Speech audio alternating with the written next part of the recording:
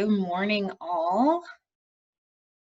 Excited to see folks logging on here. Going to wait just a moment longer, see if we can get a couple more people in the door.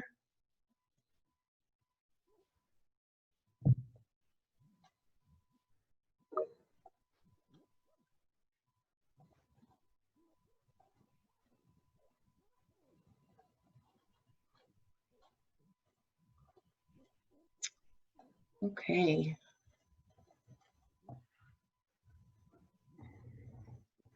All right, so we're going to get started here.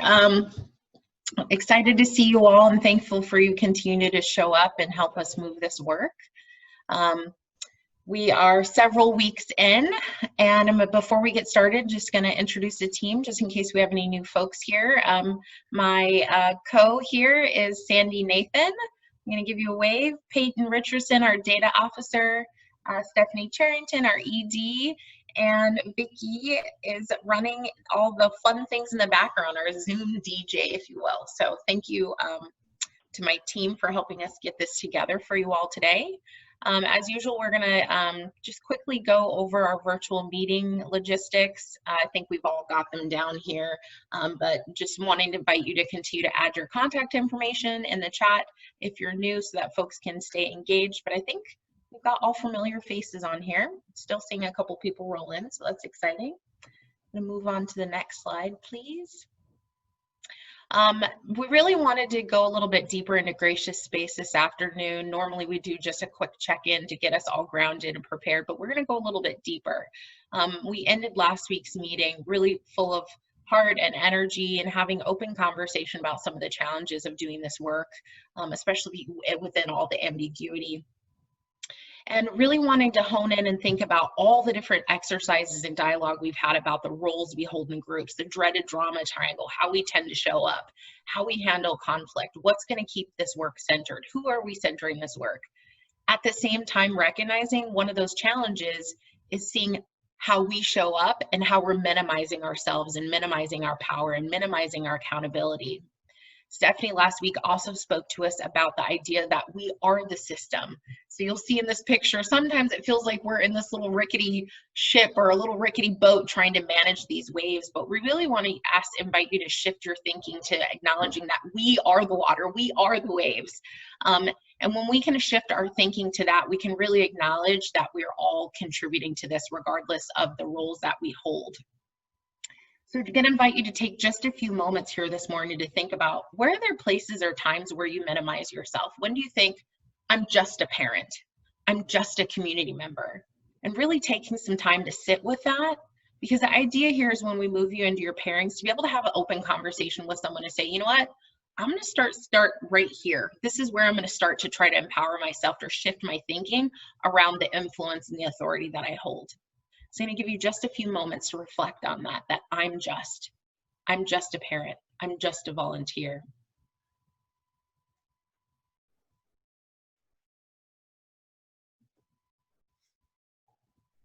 I want to invite anybody, if you'd like to share your reflection in the chat box. I think it's really powerful to be vulnerable in groups. I know before working with Eastside Pathways, as I was thinking about supporting my children and navigating roles, I often thought, I'm just a parent, what can I do about that?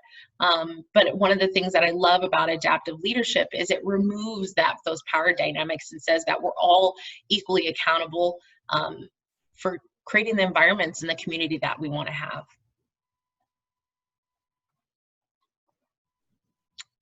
Okay, I'm going to look for maybe some heads nodding or some thumbs up from folks if you're ready, if you've got that thing. Seeing a couple heads nod, maybe a couple more minutes for people. If you've just joined us, I've seen a large number of people have joined. We're doing Gracious Space, and the invitation is just to reflect on, where do you minimize yourself? Where do you say, I'm just? In just a few moments, Vicki's going to be moving us into groups of 3, where you can have a conversation with each other. Where might you start? If your narrative, for example, is I'm just a parent, maybe you want to start there. Maybe you want to think about the power and influence you have as a parent.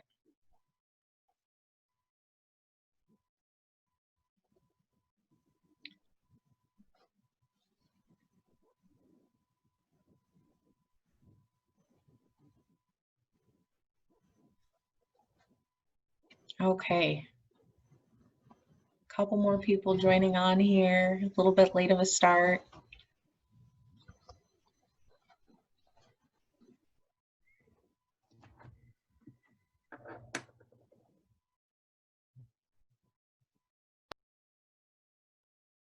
Okay, are we ready, Vicki?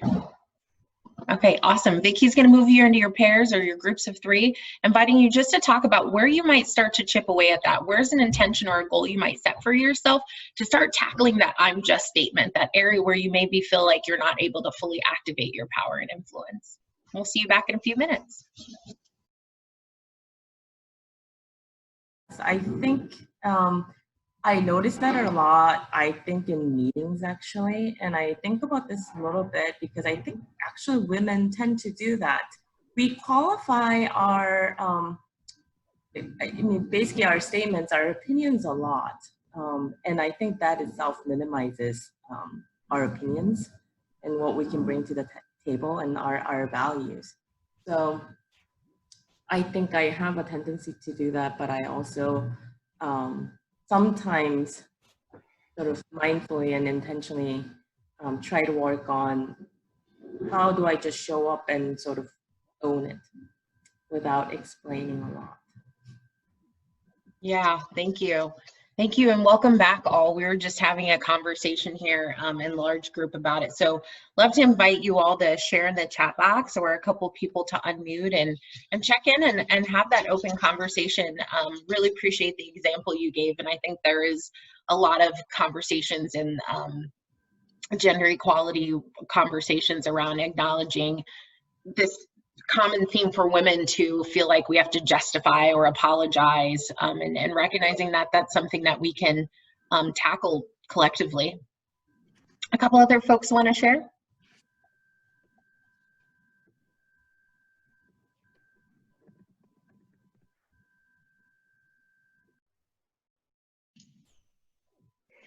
Hey, Kalika, this is Heather with the Bellevue Y.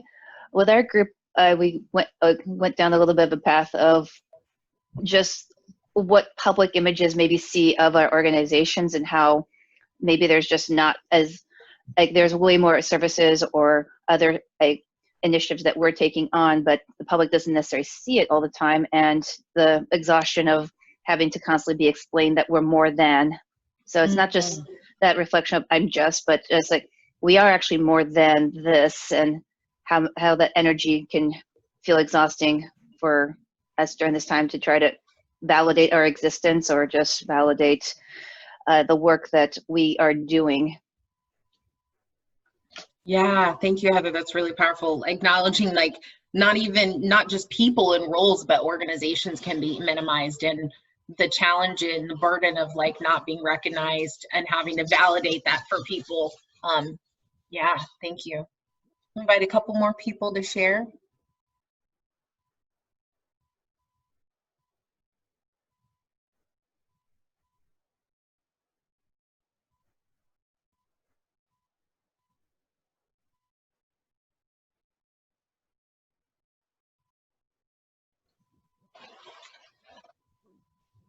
One other thing Jen Lee brought up was acknowledging the dip in participation. I'm also sensing a dip in energy, just wanting to check in with folks. Okay, I'm seeing a couple smiles now. That's good. Does anybody want to speak to that? How are people feeling this morning?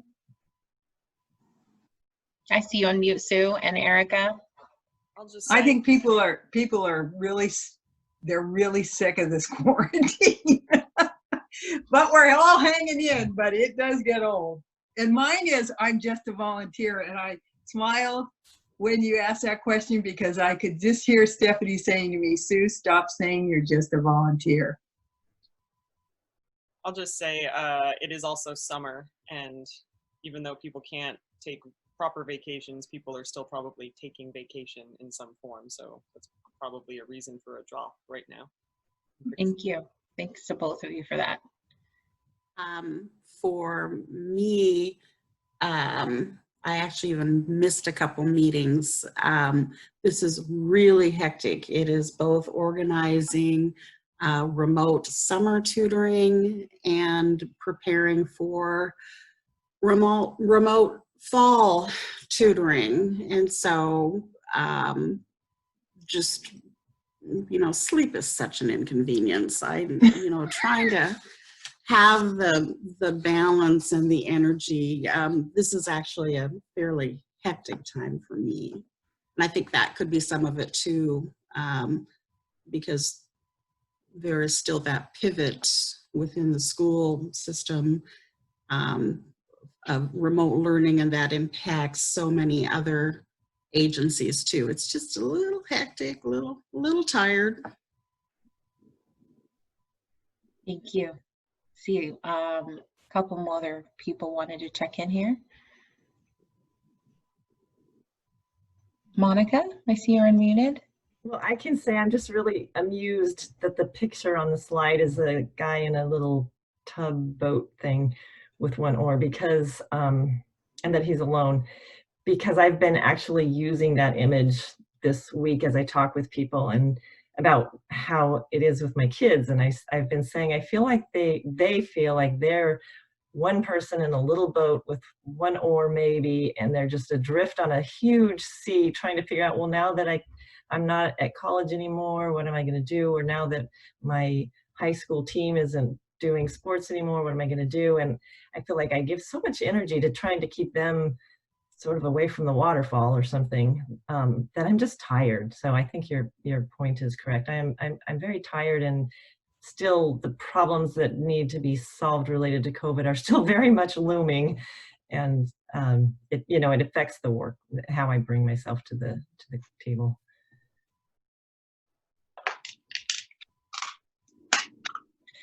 Thank you. Yeah, that image, Peyton gave us a really powerful analogy when we're designing this meeting around exactly what you're naming, Monica, around how it feels.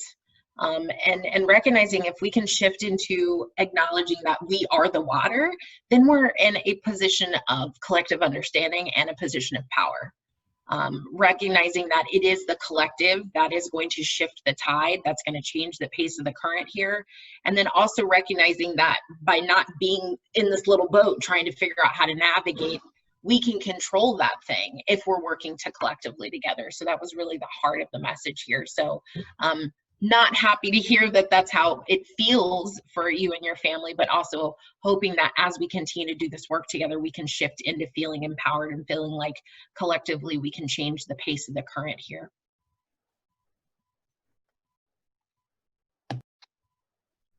Okay, I'm going to move us on.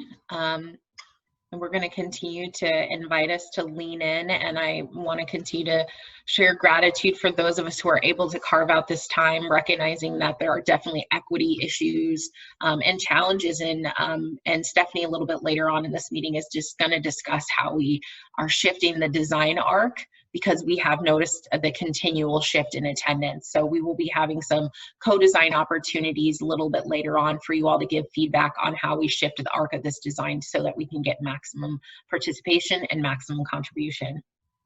The goal of our differentiated work time today is to begin developing a small test of change or a prototype that's going to help us move or shift the systems in the direction that we're hoping for each of the focus groups. And as always, wanting to make sure we're leaving these meetings with really clear and firm action commitments. Next slide, please. Thank you. Wanting to take a moment just to continue to acknowledge that you all have developed and adopted these working agreements. And maybe I'll take a pause here and see if there's another working agreement this group wants to lift up. We've, over the last 3 meetings, I believe, acknowledged that there's a dip in attendance. I'm also hearing people speak to kind of wellness and capacity. So I'm just going to take a pause here and see if there's a different working agreement that we need for this group, if we need to modify anything, any elephants that need to be named. So I'll just take a pause here.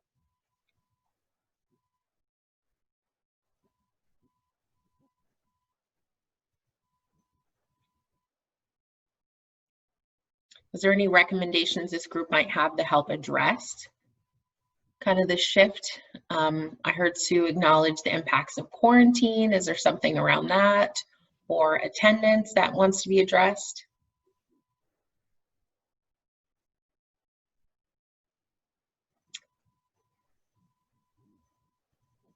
Yes, we are recording today. I see that in there. You know, Kalika, I almost wonder with whether it's attendance or exhaustion this is a marathon, and I don't think any of us expected this to be quite the marathon it is. And looking forward to the fall and realizing the shift that is continuing to happen with schools and life and how it's impacting everyone. Mm-hmm.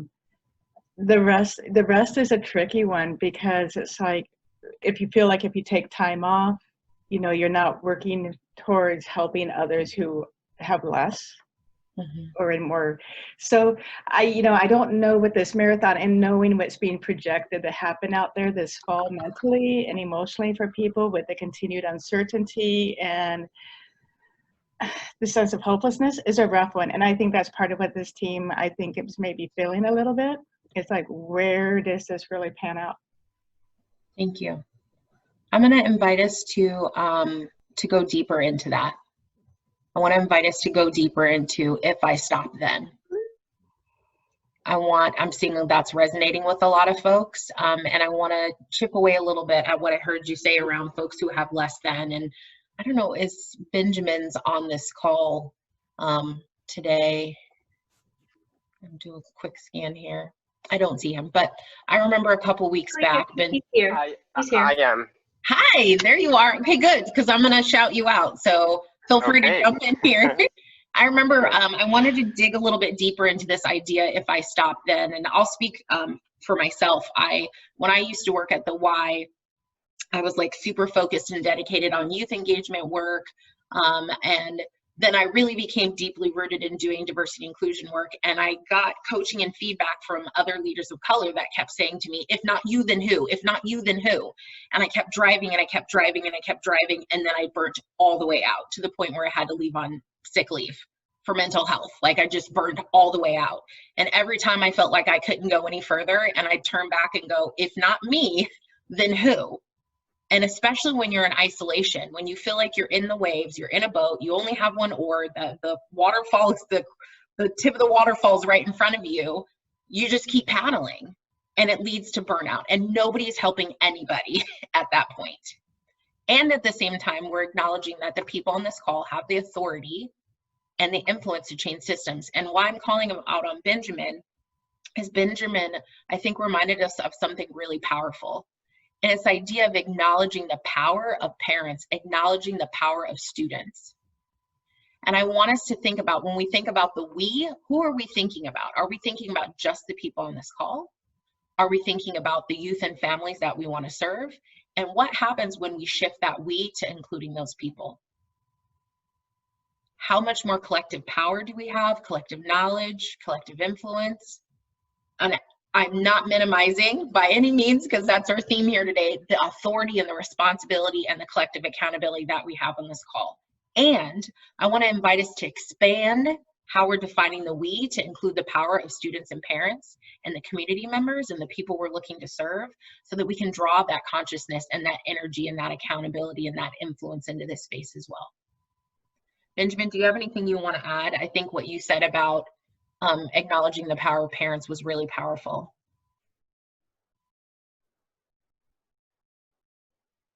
No, I think you said it right.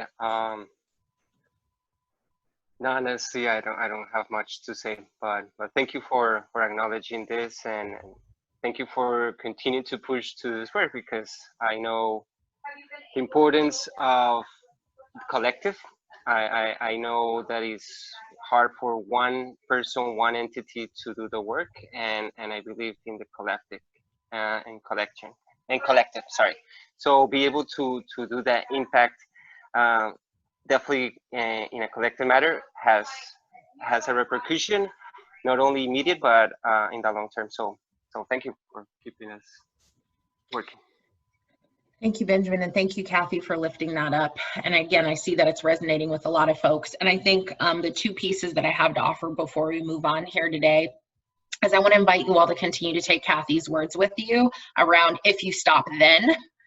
Take that with you as we continue through this meeting. In just a moment, I'm going to invite Stephanie in to talk about some co-development opportunities for you all to help us determine what the new arc of this looks like, because to Kathy's point and to Sue's point, the impacts of quarantine and COVID and this going a lot longer than we thought about, and then recognizing we're still trying to deliver the same level of quality and outputs and outcomes that we always have.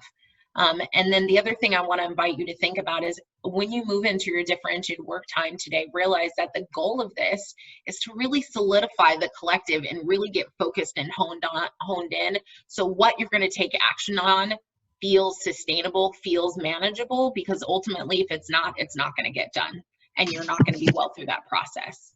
So I'm going to move us on, and I'm going to just invite Stephanie in to share co-development and just an update on the arc of our program together. Thanks, Kalika.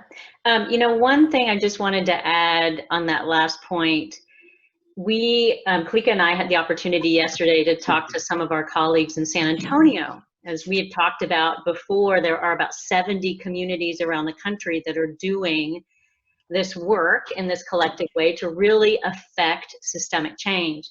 And one of the things that the director said there just created this image for me that really just resonated. You know, in a time of crisis, do you tend to kind of pull up the drawbridge, so to speak, so nobody else comes in and so you could just focus on delivering? Or do you actually intentionally make sure that drawbridge stays down so the pathways of collaboration exist and you're really looking at building that system? For some reason, that imagery just really resonated with me, and I think it's just so, there's such a draw, no pun intended, to kind of pull up that drawbridge sometimes when we're in crisis. And how do we keep that down and make sure those pathways stay open? So speaking of pathways, I wanted to just take the opportunity to speak a little bit about what we see for this group moving forward and where the backbone is willing to help support the community in this effort. So when we first started this in March, we of course had no idea what this was going to look like. We thought it was going to be a couple of weeks, and then it turned into a couple of months. And so we've been taking it in tranches or pieces and saying, okay, we're committed to convening until such and such date. Today is the last of that date that we had committed to. Now that we have a little bit better of an idea that this is not going away anytime soon, we are committing to continuing to convene this group through March. And the reason why March 2021 is, even though we have moved you through kind of technical, continuing to do learning opportunities through adaptive and getting into adaptive work, we haven't laid out the pathway in that timeline for a collaborative action network, a CAN. A traditional CAN would run a year time frame. Now that we have a pretty good sense that this is going to be around for a while, we are prepared to run this in a full year cycle. And so what we want to lay out for you guys is we'll be continuing to convene on Tuesdays at 10 a.m. For the next several weeks, end of August, first part of September. Because the other important part of this is that we're going to need to take a hiatus, and the hiatus will provide an opportunity for you in your focus areas to do a small test of change. It will also allow us the backbone to do that backward mapping and timing. And so we absolutely want to make sure that we take that very short break in our weekly convening that will allow you to continue to do the work moving forward, as well as allow us to do that planning necessary so that we can get to what we need to get to by March of 2021.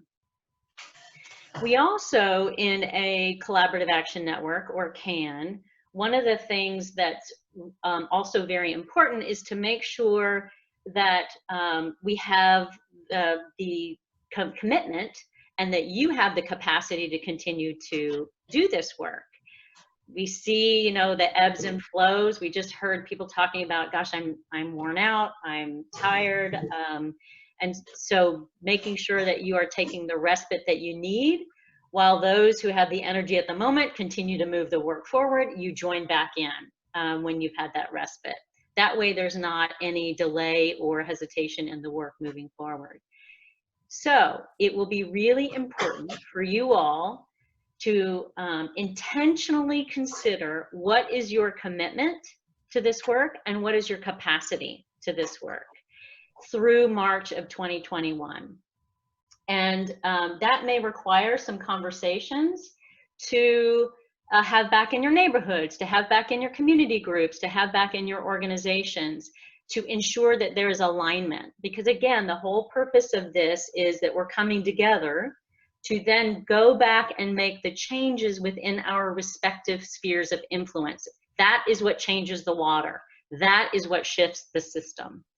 And so, not that you have to answer now, but we wanted to pose that question for you to consider, to have those conversations, and we'll be coming back to address that within the next couple of weeks. So that's what we are proposing. I want to just pause there, open it up for any questions, thoughts, input, either by unmuting or in chat.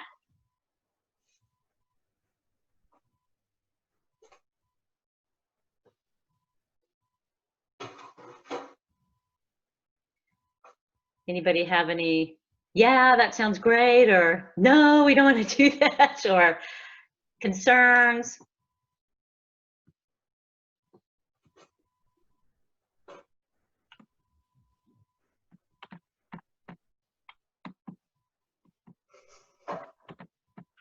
Well, I guess sort of building on what Kalika was mentioning earlier about making sure we have the community voice involved. I'm just wondering when would be the appropriate time to make sure our table includes critical voices.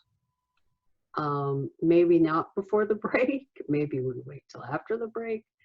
Just sort of a logistical, practical, you know me, that's where my mind always goes, is like, but that's what struck me about the work over the summer. And maybe that's just capacity. People are, like the previous speaker mentioned, we're all kind of burnt out. Chris, regarding your thought about critical voices, that is critical along the entire way. There is always the making sure a validation is there if folks are not able to join this particular call, and ensuring that those invitations and those conversations are continuing even outside of these calls. So it's not a particular time, it's always. I see a couple of comments here in chat. Continuing, glad to know you're continuing. Thanks for that. Any other thoughts before we move on, or questions? Thanks for that, Chris. And I think Peyton's going to speak to this in just a moment, which makes a really good bridge, but I'm going to say it because I think the more we hear it, the more it's likely to really like click, is acknowledging that the stuff that we're doing here is like it's like blinking and breathing. It's automated, right? Like you don't think about it. And what we're trying to do in this space is make those things conscious, and then invite you to think about how you might do them differently. And so while I hear exhaustion, I'm also recognizing that you all are doing the amazing work you're doing, regardless of whether or not Eastside Pathways is holding these calls.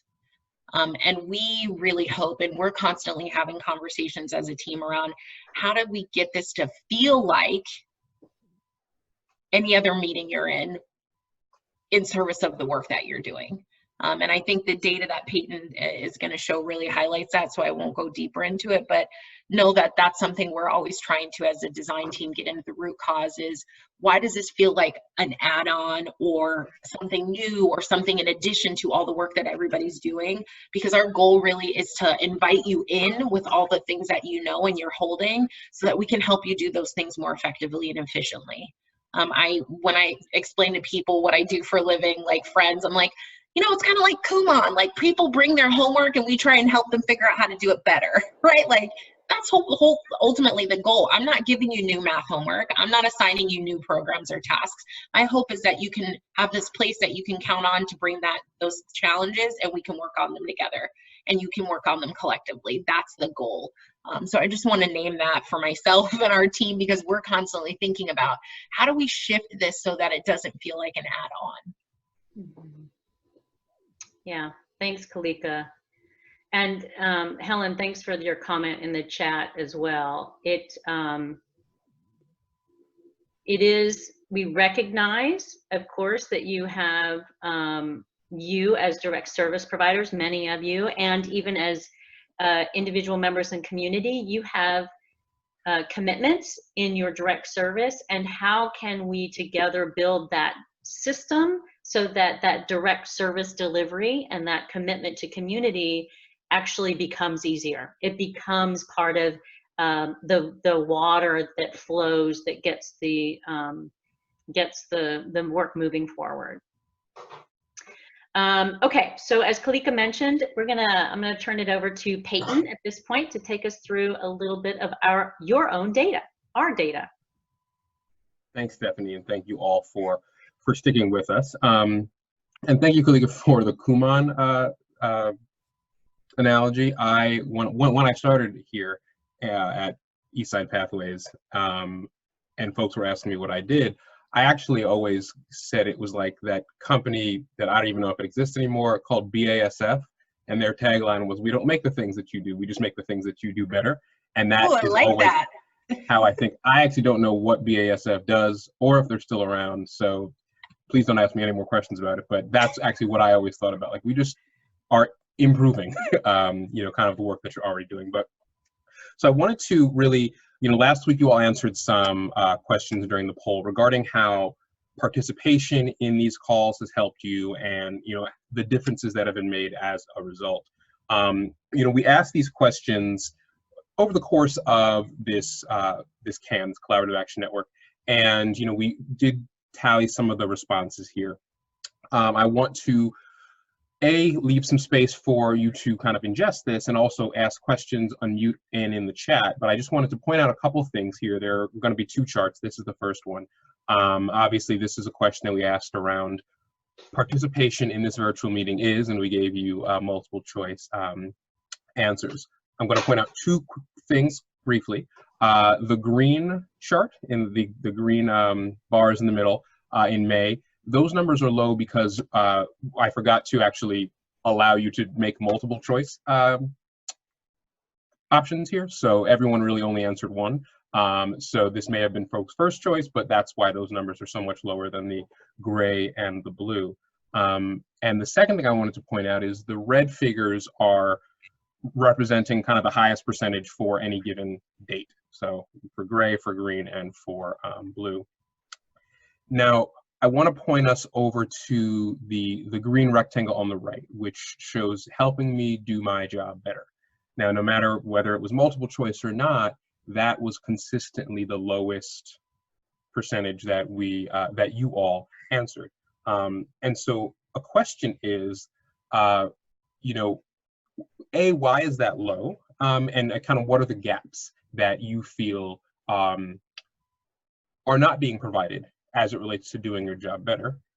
And my second point is the four columns, the four answers to the left here, you know, providing a sense of community, helping understand the available resources, helping and serve the community, and helping know where to take action. Those obviously do have higher percentages. So there are aspects that these virtual meetings are providing, but they're not seeming to translate for you all into helping you do your job better. So the question really to think about is, where are the gaps between how you feel your job can be done better or differently, and how we can help, and these other things that you have mentioned are helping. So that's one thing really to think about. Feel free again to raise a hand or throw something in the chat or unmute. The other thing I just wanted to point out in this purple area here is that as we have moved forward. These designs have been intentionally thought out. The team, especially community impact managers, Kalika and Sandy, really want to bring us to move the work forward. And the purple box says, helping me understand the available resources. And actually the one to the right, helping me serve the community better. Those percentages, as you can see in the latest poll, have grown from that initial option to the right, which was providing me a sense of community. And I just want to point that out to say that, we always want to make sure that this does provide a sense of community, and the understanding available resources and the service to that community really is where we hope this work continues to move. So it is heartening to see that those percentages have gone up. I am going to allow anyone in either in the chat or to unmute yourself, give you a couple minutes just to digest this. It's a lot of numbers, so I'll just give it a minute or two, and feel free to speak out if there's something that you have questions about.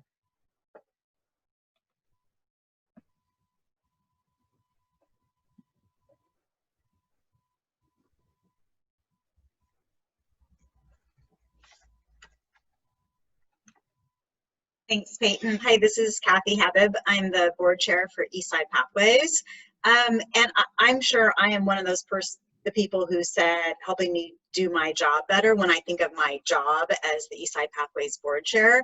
I really appreciate these calls and hearing from all of you and every single one of you, diverse community members, from if you're coming from an organization or yourself as an individual or a parent. It really helps inform me and the board to know where our community wants to go. So so that's what I'm thinking about, help me do my job better. And why can't I move the work forward? I think it's just systems are so hard to change. But thank you for keeping us at the table, because I am 100% committed to seeing that system change. Thanks. And thank you, Kathy. I appreciate voicing that, because I recognize that the phrase helping me do my job better is gigantic, and I want to make sure that we aren't thinking things that you all have answered or have not answered, and making sure that we're putting words and validating what it is that you are that you're answering and how you understand that question. So thank you. Hi, this is Liz from Eastside Human Services Forum. I actually think it's okay if people, when I looked at that question about helping me do my job better, I think of this group as kind of long-term system change. And I'm involved in a subgroup that it's funding, but I'm not a funder.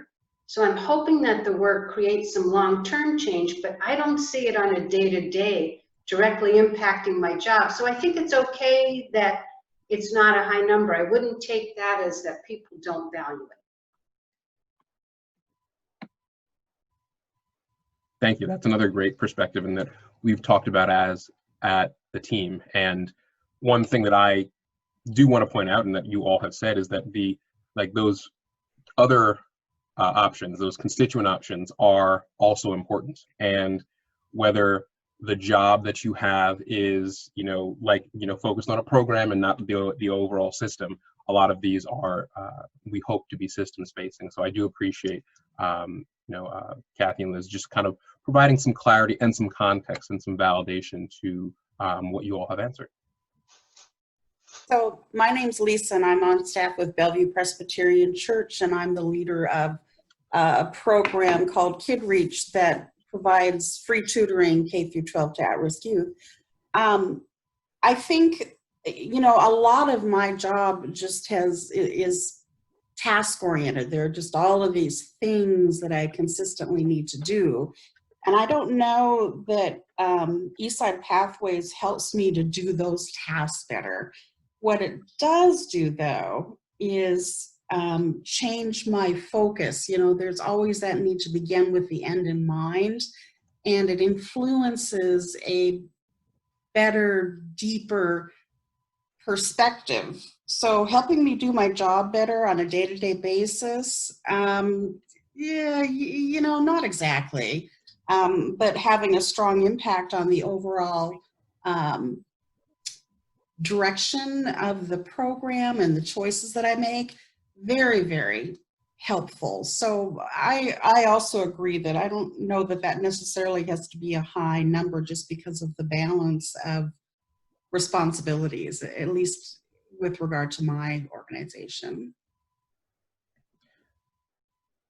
Thank you again. This is super helpful, and this really speaks to, kind of harkening back to our performance measure grid of, kind of how well we are doing, and giving the data back and having you validate how well you feel that these calls are serving you. So this, I'm going to move us on, but this is super helpful. We have one more graph, really just to understand the context behind these answers. So forgive the many colors here. I got a little color happy when I was doing this, but this is another question that we asked about what differences do you feel have been made? Again, the red figures really just signify kind of the high watermark, if you will, for any particular date. I want to highlight obviously three things, since I made 3 boxes, but really the purple and the green rectangles, if you will. On the left, we see the purple rectangle. Those are really high percentages, and those first 3 are really early and continuous indicators of the work that you're doing. Assessing the community needs, uplifting community voice, recognizing those gaps in service, and that we know is continuous, and we know that in the work, when it gets hard, when you're tired, we know that all this work continues, and it's really heartening to see that we are really scoring high, that you all are self-assessing high on that. The 3 options to the right are in that green box, more community needs met, more resources created, and more gaps in service filled. And those are indicators of, again, the work that you're continuing to do, but they really are the more deep, continual, easier to get stuck in the mud areas, and we all recognize that and know that. And the lower percentages do show that. So this is not a shame game. I think this, for us, for the backbone, and for all of you, should recognize that there's work to do. You're still doing it, and we will continue to do it inside these calls, outside these calls, beyond these calls. But we just do recognize that that is a significant drop in percentages. But those 3 areas are very deep, and really talking about changing the systems, not just recognizing what's happening, but actually doing something about it. So this is really just a shout out to all of you that are staying in the work. And we recognize that shift, that drop in percentage, really does signify the challenges that you are taking on kind of at a day-by-day basis. On a final note, so the yellow circle is something that's interesting, maybe only to me, but again, this the greater uplift of community voice, and harking back on what we said earlier about who's here and how do we continue this work. We saw a spike in April with that number, with 84%, and that was around the time of the Affinity Fish Bowls. And as has been named on this call, we also realized that that percentage has dropped precipitously, almost by half, and we recognize that there's a lot of self-awareness, both from the backbone to make sure that we can continuously look at our container and make sure that we are not only inviting in voices that are most impacted, and voices who can move this work forward. So not only inviting them, but also creating a container where they are welcome and safe. And there is a lot of awareness from you all to recognize that, maybe as we've moved forward, this container can continue to not only expand, that's the invite part, but also once folks are in this container, that can speak to their community, that can speak to their experiences and their lived experience, they are respected, and their experiences are taken to heart, and we can move that work forward. The nature of the calls, the faces that we see have changed, and it's really important to recognize what does that mean, and how does that move or prevent the work from moving forward. If we all want to make decisions, that's fantastic. Who are we asking? Who are we validating with? And where do we have to go to validate those things? And if those individuals that we want to validate with are in the container, making these decisions with us, how can that work continue to be moved even more effectively and with greater equity? So that is just a highlight to say that we are aware that this container is not what it ideally needs to be. And what do we need to do to uplift that community voice within this container so that we can move the work forward?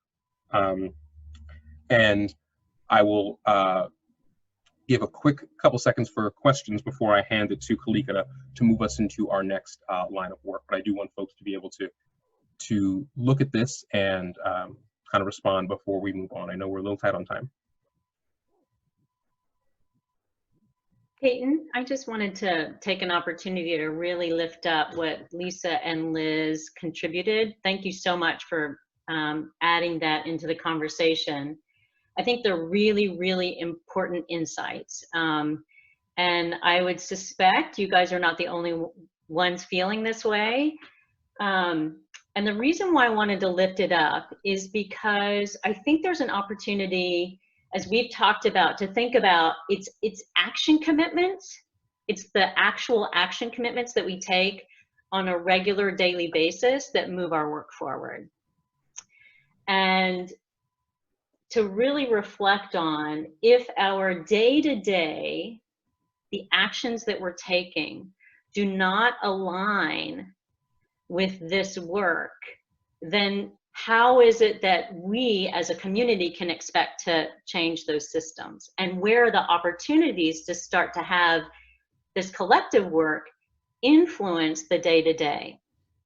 We were talking about this earlier in the prep as a team, in that a focus group may think, oh, okay, we're focusing on Liz, I'm gonna pick on the funding group for a minute.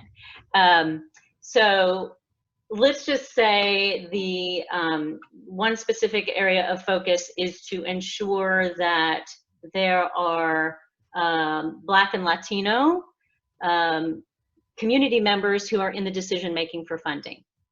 The way that you, Liz, would take that into the Eastside Human Services Forum would be very different than the way that Sue, who might be on a board of another organization, would take that into her work. So what you're actually doing is different. You, Liz, could be talking to others in the Eastside Human Services Forum about the opportunities to do that and influencing funding that way. And what Sue would be doing would be taking those conversations in a different way with the other board that she might be a part of. It's the common goal, but you actually are taking that work into your day-to-day activities and moving that common work forward together. So I want to encourage everybody to think about, what does that look like on a day-to-day basis? If we continue to do the same old things, if we're lending our capacity, our time, talent, and treasure to the same old ways and the same activities, then we actually won't be able to make those changes. So I encourage everybody to continue to challenge and think about, what does that look like from bringing this work into our day-to-day. So thank you so much for lifting that up.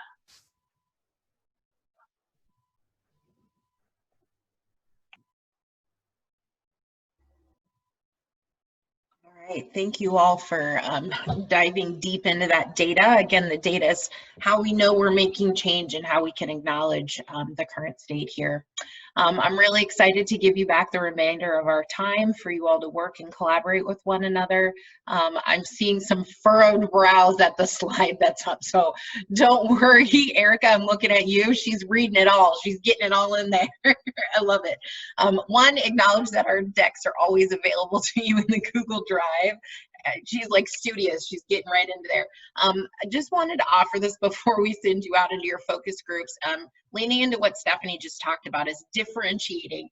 One of the biggest things you can do as adaptive leader is to disrupt universal thinking, disrupt this idea that one size fits all. And the same thing accounts for how do we take action together. So when at the top of the call, when we talked about if I stop then, really recognizing that when we shift this universal thinking to thinking about how do people leverage the impact, authority, and influence they have from wherever they are in a system, that's when we get to change.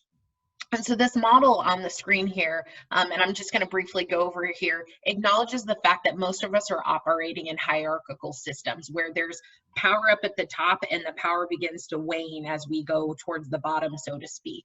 And as we're thinking and working in our groups, I've often offered some reflection for you all to zoom out and listen to the conversations you're having. If one person in the room is holding a lot of information at the systems level and another person is holding a lot of information because they work in direct services, and the fact you don't have the same information, that might be the systems change that's needed. Why don't we talk to each other? Why don't we share information or best practices?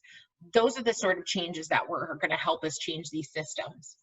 So if you're just taking a moment and check in with yourself and think about when you're moving into your focus groups and you guys are trying to develop this test of change, think about, again, the roles that I tend to hold, my racial identity, what I feel like I'm responsible for. Am I coming here because I need change? Am I coming here because I have the authority to create change?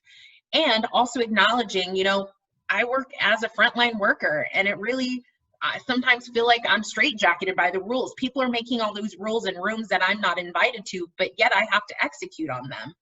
So being able to leverage that perspective, being able to take this model and reframe that as an asset, how do I use the fact that I tend to be in roles where I don't get to impact or design the rules, but I have a lot of information around what happens when those rules hit the market. I have a lot of information about what happens when those rules impact our customers and clients.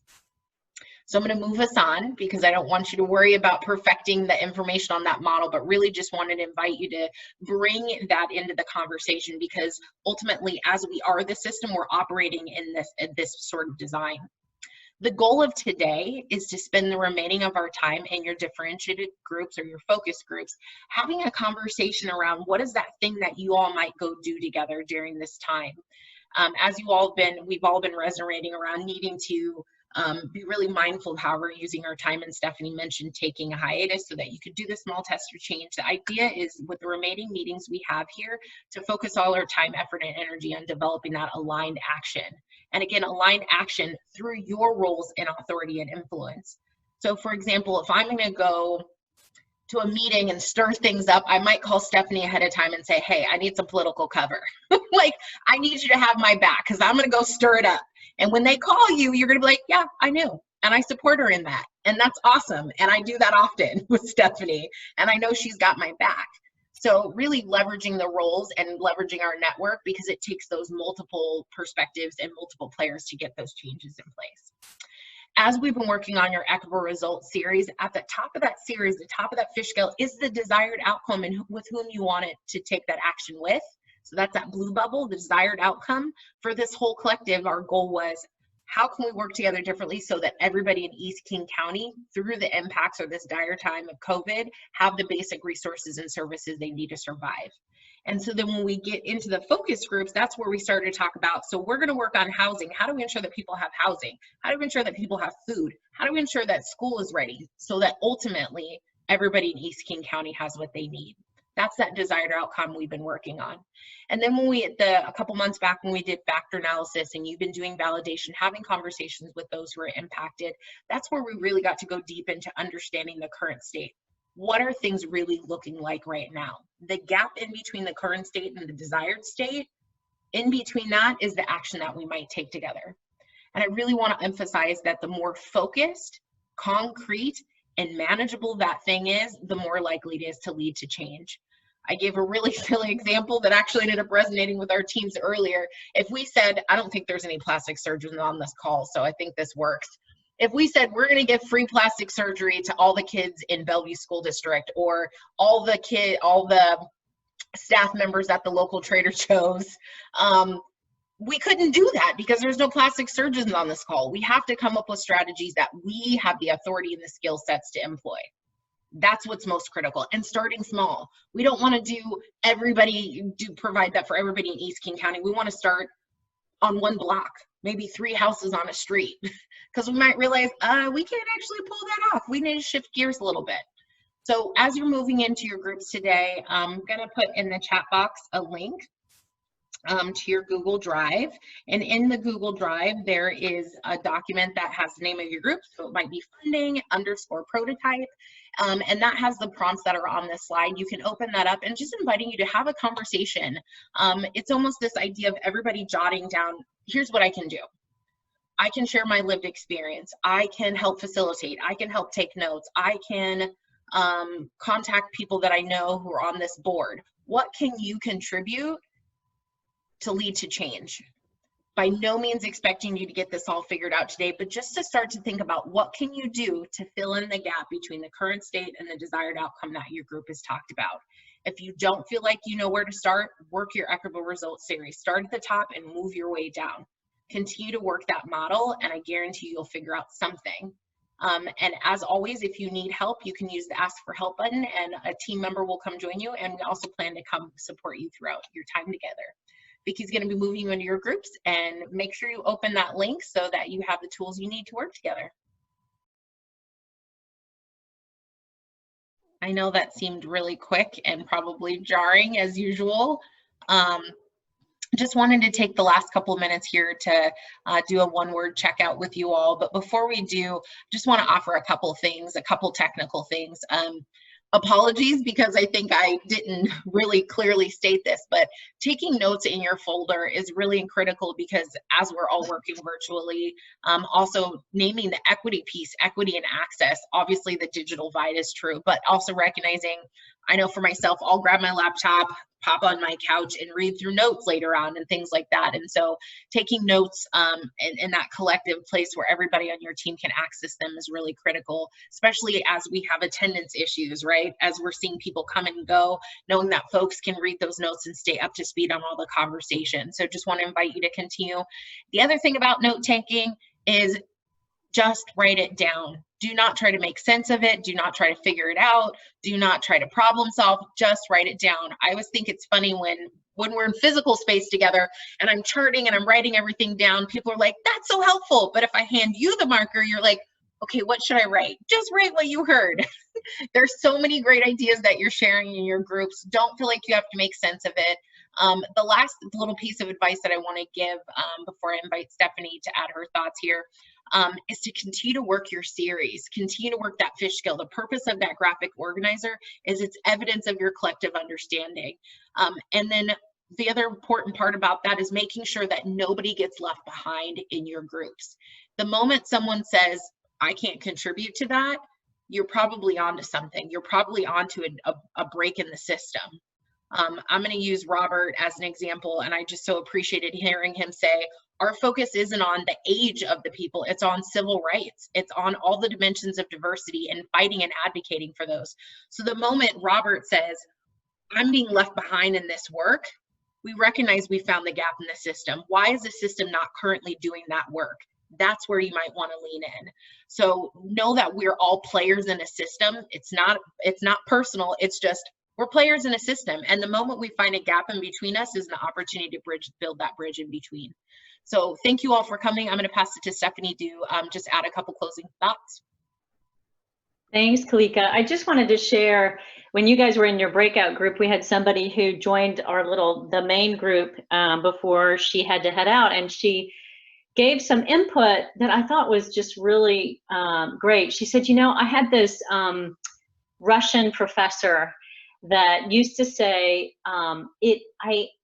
I know that when it's getting really challenging and people want to abandon, that's where they're about to have a big breakthrough. That's where there's going to be some big advancement moving forward. And she, you know, she was even relating it back to her kids, like, you know, when they're teething or when they're really crying a lot, they know that there's in a growth spurt or they're about to get those teeth, there's going to be some change that happens. And I thought that was really great. And I was hoping that she could share it, but I'm sharing it on her behalf for everybody to stay in it. This is the hard part. Stay in it. It's that heat that we feel. It's in the heat where we're most innovative and where we see those changes. So I just wanted to say I really appreciate you guys continuing to stay in it, to stay in the heat, so that we can all affect change together. Kalika, did you want to do that one-word checkout? Yeah, just inviting everybody a one-word checkout. You can unmute yourself or the chat box in these last couple minutes here. Just one-word checkout. How you feeling? How you're doing? until we see you next time.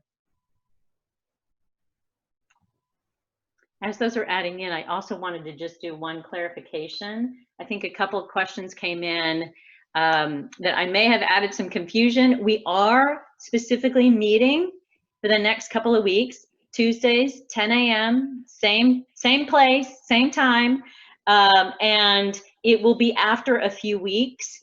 We just want to see where you all are in your work and make sure that you're at a place to do that small test of change before we take that hiatus for planning. So continue to plan to be here. Thank you, and thank you for folks in the chat box. And I'm going to plug here for Peyton. On behalf of our team, we will be sending out a poll or a survey, if you will, to help gather, as I mentioned, a co-development opportunity for you to help us understand how to tweak this ARC so that we can continue to ensure that you all are thriving during this process. I do see, Vicki, a request to keep the call open for some groups that want to continue to work together. Thank you, Kathy. We are happy to provide that resource. So Vicki will be staying on with you to help put you into your focus groups if you need additional time. And we'll be seeing you next week. Thank you.